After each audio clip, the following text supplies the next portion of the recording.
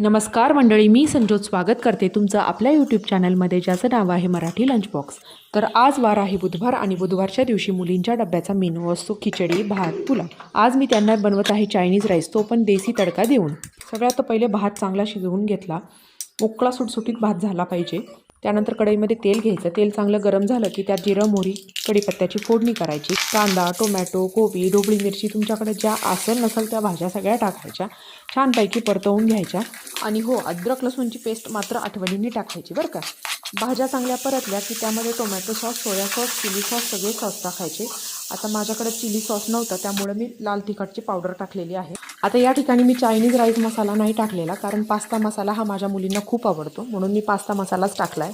सगळे जिन्नस छान परतवून झाले की त्यामध्ये थंड झालेला भात टाकायचा. छानपैकी खालवर करायचं, वाफवून घ्यायचा.